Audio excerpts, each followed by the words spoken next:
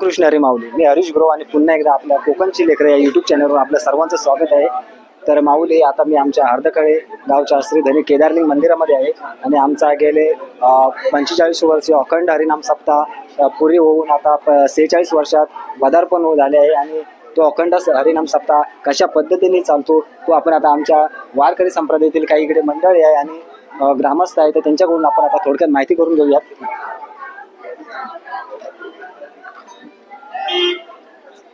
तर काका, मला सांगा, आपला हर्दखळे गावचा अखंड हरिनाम सप्ताह गेले 45 वर्ष पूर्ण झालेले आहे आणि आता 46 वर्षात पदार्पण होत आहे. तो अखंड हरिनाम सप्ताह आपला कशा प्रकारे येथे चालतो तो आता जरा आम्हाला थोडक्यात माहिती सांगा. आमचा गावचा अखंड हरिनाम सप्ताह प्रथमतः सुरुवात होते वेळेच्या प्रत्येक वर्षाला त्यावेळेला महादेवाच्या मंदिरात तो पण होतो, तिथे सुरुवात होती. तिथून नंतर वारकरी अधिक गावाचे भाविक मंडळी सगळे येऊन दिंडी स्वरूपात इथे आगमन होतं. त्यानंतर इथे 5 फेऱ्या आपल्या मंदिराभोवती मारतात. त्यानंतर इथे ते हरिभजन करतात आणि आमचं वतनदाराचा गावाचा आपला गुरुवाचा आपला देवाला नेसवायचं रूप लावायचं काम चालू होतं. तर प्रथमतः स्वयंभू आणि ब्राह्मण देव केदारलिंग धनी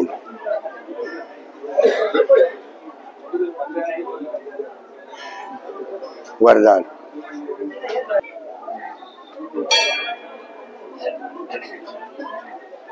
महाकाली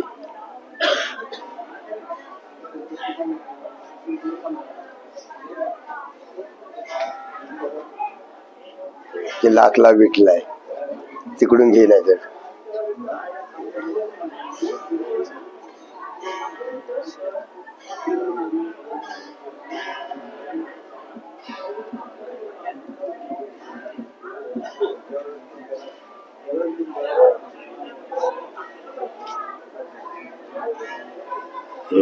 वाघ जाय.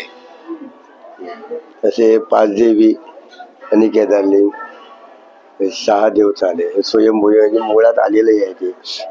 त्यानंतर अन्य देवतांची पूजा चालू असते. नंतर दुपारी मग त्यांच्या आरती वगैरे वारकऱ्यांच्या सगळ्या पद्धतीप्रमाणे त्या होतात. आरती झाल्यानंतर महापुरुष महापुरुष ते तुमचं सत जवळ जा सत चौकड इथे आता एक आचांची ही केली आहे. हा चौकड बस. मागे हे कुठचे देव? हा, ते आपले एक मनाने आपल्या भावनेने ठेवले मराठा बोलतो असं ते आहे.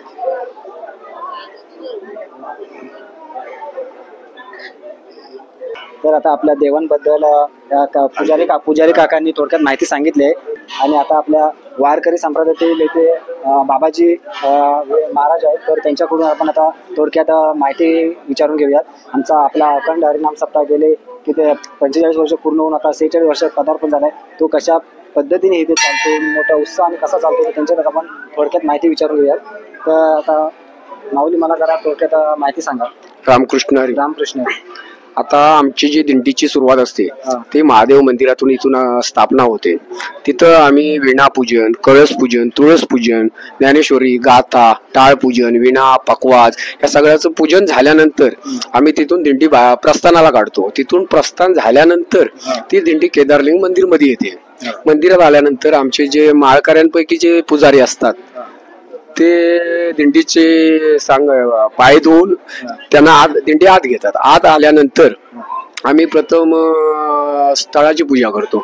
एक नारळ ठेवून स्थळाची पूजा करतो. स्थळाच्या बाजूला एक ब्राह्मण देवाची स्थापना करतो. त्याची पूजा झाल्यानंतर आम्ही घटस्थापना करतो. घटस्थापना झाल्यानंतर तिथं आम्ही एक विणा पूजन करतो. तिथे एक नारळ ठेवतो. नारळ ठेवल्यानंतर तिथं आम्ही त्या पाटावरती विणा ठेवतो. त्याची पूजा झाल्यानंतर तो विणा आम्ही विणेकराच्या घाळ्यात घालून कार्यक्रमाला सुरुवात करतो. ती सुरुवात झाल्यानंतर ती सुरुवात चालू असतानाच इथं आम्ही मांडणी करतो.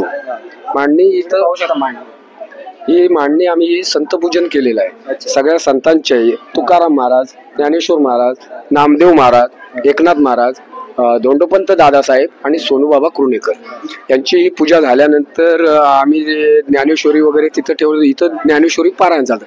त्या दिवसाची पूजा समाप्त झाल्यानंतर संध्याकाळी दिवसभराचे कार्यक्रम चालू होतात. प्रवचन होतं, हरिपाठ होतं, कीर्तन होतं, महाप्रसाद होतो. असे नित्यनेमाचे कार्यक्रम जे असतात ते त्या दिवशीचे रात्री 12 वाजता संपतात. आणि 12 नंतर जागर चालू होतो. जागर चालू झाल्यानंतर सकाळी पहाटे 4 वाजता आरती चालू, काकड आरती चालू होते. काकड आरती चालू झाल्यानंतर नित्यनेमाप्रमाणे दिवसाचे दिनोपचार चालू होतात. मला एक सांगा की आपला हे सप्त्याला आपला म्हणजे सुरुवात केव्हापासून झाली, म्हणजे आपला हे आता 45 वर्ष पूर्ण झाले, मग तेव्हा आपला प्रसंग कसा होता आणि त्याच्यानंतर आपण सुरुवातीच्या काळात म्हणजे आमच्या इथं अजिबात गैरसोय होती. आमच्या गावात लाईट नव्हती, पाण्याची व्यवस्था नव्हती. त्या काळात खडतर तप करणारे आमचे पांडुरंग बुवा गुरु यांनी मुंबईवरून सगळी मंडळी आणून ती खडतर स्वरूपात 12 वर्ष त्यांनी तसं चालवलेलं आहे. त्याच्यानंतर 2-3 वर्षांनी त्याला वाढ लागली. गावाच्या माध्यमातून सप्ताह व्हायला लागला, भरभराटीला आला. अशात आम्ही 12व्या वर्षी रौप्य महोत्सव केला, 36व्या वर्षी मोठा कार्यक्रम केला. आता 46 आमची 50व्या वर्षाकडे वाटचाल चाललेली आहे. 50व्याची वाटचाल चालू आहे. 50वा आम्हाला एवढा भरदम कार्यक्रम करायचा आहे की मोठ्या स्वरूपातच कार्यक्रम करायचा आहे. ते सुवर्ण महोत्सवाकडे आता आमची वाटचाल चालू झालेली आहे. भगवंतांनी त्याला यश द्यावा आणि आपला कार्यक्रम करून घ्यावा. आता असा कार्यक्रम आमचा भरभराटीला आलेला आहे की दुपारची पंगत असते. 200-400 माणसं दुपारी जेवतात. रात्रीच्या पंक्तीला 700-800 माणसं जेवतात. आणि अशा चांगल्या पद्धतीचा कार्यक्रम आमच्या इथं चालू आहे. असाच वर्षानुवर्ष चालत राहावा एवढीच भगवंताची चरणी प्रार्थना.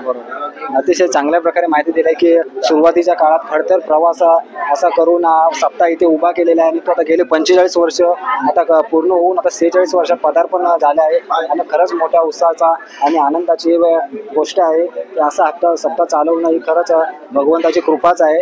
आणि असा अखंड हरिनाम सप्ताह दरवर्षीप्रमाणे चालतच राहणार आहे. आणि मित्रांनो असेच तुम्हाला जोपर्यंत चंद्र सूर्य आहे तोपर्यंत हा सप्ताह चालत राहणार आहे. जोपर्यंत चंद्र सूर्य आहे तोपर्यंत सांगितलं की आपला सप्ताह असाच चालू राहणार आहे.